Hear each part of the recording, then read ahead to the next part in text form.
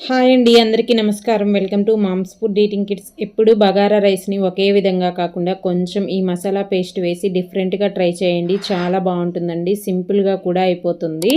Even bachelors కూడా సింపుల్గా చేసేయచ్చు, అంత బాగుంటుంది ఈ రెసిపీ. వేడిగా ఇలా ప్లేట్లో పెట్టుకొని దీనిలోకి నాన్ వెజ్ కూడా అవసరం లేదండి. కొంచెం రైతా లేదా పల్లీలు పుదీనా కలిపి ఒక చట్నీ చేస్తాను. సూపర్గా ఉంటుంది. దీనికి కాంబినేషన్గా చికెన్ కూడా పనికిరాదు ఈ పచ్చడి ముందు, అంత బాగుంటుంది.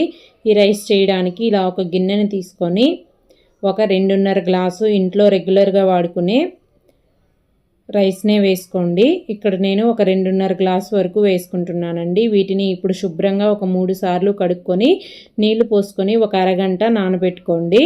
ఇప్పుడు దీనిలోకి కొంచెం అల్లం, ఒక 10 పొట్టు ఒలిచిన వెల్లుల్లిపాయలు, మీ కారానికి తగ్గట్టుగా పచ్చిమిర్చి, ఒక 2 టమాటాలు, ఒక 4 చిన్న ఉల్లిపాయల్ని ఇలా తీసి పక్కన పెట్టుకోండి. ఇప్పుడు మసాలా పేస్ట్ కోసం ఒక మిక్సీ గిన్నెలోకి 2 టేబుల్ స్పూన్ల ధనియాలు, 1 టీ స్పూన్ జీలకర్ర, ఒక 10 మిరియాలు, కొంచెం దాల్చిన చెక్కని ఇలా తుంచి వేసుకోండి.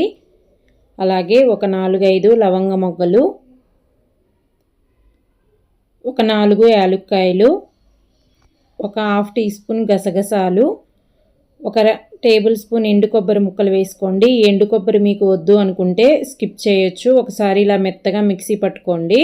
ఇలా పట్టుకున్న తర్వాత అల్లం ముక్కలు, వెల్లుల్లి, ఒక 2 ఉల్లిపాయల్ని ఇలా పెద్ద ముక్కలుగా కట్ చేసుకొని వేసుకొని అవసరమైతే కొన్ని నీళ్లు వేసుకొని దీన్ని మెత్తగా మిక్సీ పట్టేసుకోవాలండి. బరక అనేది అస్సలు ఉండకూడదు. గసగసాలు కూడా నలిగిపోయేటట్టు మిక్సీ పట్టుకోవాలి. ఇలా ఉండాలి మసాలా పేస్ట్ అనేది.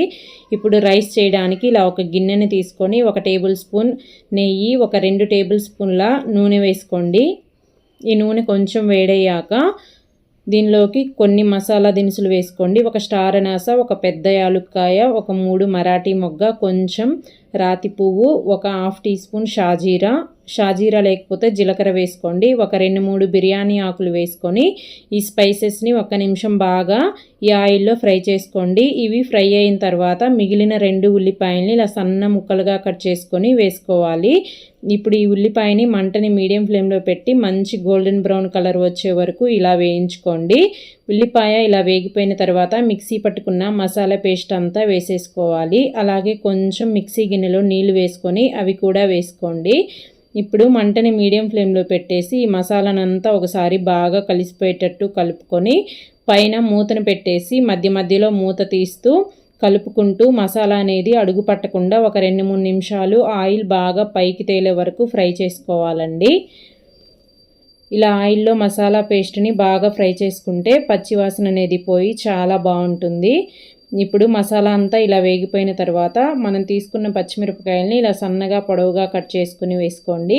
అలాగే టమాటా ముక్కలు, ఒక గుప్పెడు పుదీనా ఆకులు, ఒక గుప్పెడు సన్నగా కట్ చేసి పెట్టుకున్న కొత్తిమీర వేసుకొని ఇదంతా ఒకసారి బాగా కలిసిపోయేటట్టు కలుపుకున్న తర్వాత దీనిలోకి 1 టీ స్పూన్ కల్లుప్పు వేసుకుంటున్నానండి. మీ దగ్గర ఇది లేకపోతే సాల్ట్ అయినా వేసుకోవచ్చు. ఇప్పుడు ఇదంతా ఒకసారి మళ్ళీ కలుపుకొని పైన మూతను పెట్టేసి మధ్య మధ్యలో మూత తీస్తూ కలుపుకుంటూ మంటని మీడియం ఫ్లేమ్లోనే పెట్టి టమాటా బాగా మెత్తగా అయ్యే వరకు ఉడికించుకోవాలండి. ఒక 2-3 నిమిషాల కల్లా టమాటా అనేది ఇలా బాగా మెత్తగా అయిపోయి గుజ్జుగా అయిపోతుంది. ఇప్పుడు ఇదంతా ఒకసారి మళ్ళీ బాగా కలిపేసుకోండి. ఇలా అంతా కలుపుకున్న తర్వాత దీనిలోకి ఒక గ్లాస్కి 2 గ్లాసుల చొప్పున నీళ్ళు అనేది పోసుకోవాలి. ఇక్కడ నేను తీసుకున్న రైస్ అనేవి కొంచెం పాతవండి, అందుకని 2 గ్లాసులు పోసుకుంటున్నాను. మీరు కొంచెం కొత్త వాడే పని అయితే 1.25 గ్లాసు తీసుకోండి. 1 గ్లాసు రైస్కి కొంచెం నీళ్ళు అనేది చూసి వేసుకోవాలి. ఇలా వేసుకున్న తర్వాత ఇదంతా ఒకసారి బాగా కలిసిపోయేటట్టు కలుపుకొని ఒకసారి రుచి చూసుకోండి. ఇందాక కొంచెం ఉప్పు వేసాం కదా, అందుకు ఇప్పుడు ఒకసారి ఇలా అంతా కలుపుకొని రుచి చూసుకున్న తర్వాత మీ రుచికి సరిపడా ఉప్పు ఇదే టైంలో వేసేసుకోవాలి. అలాగే ఒక అరచెక్క నిమ్మకాయ రసాన్ని పిండుకోండి. ఇలా అంతా పిండుకున్న తర్వాత మళ్ళీ ఇదంతా ఒకసారి బాగా కలిసిపోయేటట్టు కలుపుకొని ఇప్పుడు మంటని హై ఫ్లేమ్లో పెట్టి నీళ్ళని బాగా తెరలనివ్వండి. నీళ్ళు ఇలా బాగా తెరులుతూ ఉన్నప్పుడు ఇప్పుడు నానబెట్టుకున్న రైస్ని వాటర్ అనేవి ఏమీ లేకుండా అచ్చం బియ్యమే వేసుకొని ఇలా ఒకసారి కలిపేసుకోండి. మరీ ఎక్కువ తిప్పేయొద్దు, రైస్ అనేవి విరిగిపోతాయి. ఇలా కలుపుకున్న తర్వాత మంటని మీడియం ఫ్లేమ్లో పెట్టేసి ఇలా కొంచెం మధ్య మధ్యలో కలుపుకుంటూ ఒక 5-6 నిమిషాలు ఇలా ఉడికించుకోండి. ఒక 5-6 నిమిషాలకి రైస్ అనేవి ఇలా బాగా ఉడికిపోతుంది. ఇప్పుడు ఇలా మళ్ళీ ఒకసారి కలుపుకొని దీనిపైన మూతను పెట్టేసి మంటని సిమ్లో పెట్టి ఒక 10 నిమిషాలు రైస్ని బాగా ఉడికించండి. ఒక 10 నిమిషాలకి రైస్ అనేది ఇలా ఉడికిపోతుందండి. ఇప్పుడు ఒక చాకు తీసుకొని రైస్ని ఒకసారి చెక్ చేసుకోండి, నీరు అనేది ఉందా లేదా అని. చాకు ఇలా నీరేమీ లేకుండా వస్తే రైస్ అనేది బాగా ఉడికిపోయినట్టే. ఇప్పుడు స్టవ్ ఆపేసి దీనిపైన మూతను పెట్టేసి ఒక 10 నిమిషాలు వదిలేయండి. రైస్ అనేది పొడి పొడిగా చాలా బాగా వస్తుంది.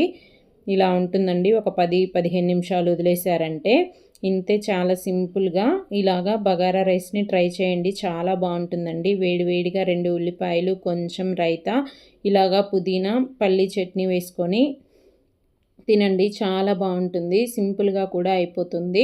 నాన్ వెజ్ కూడా అవసరం లేదండి.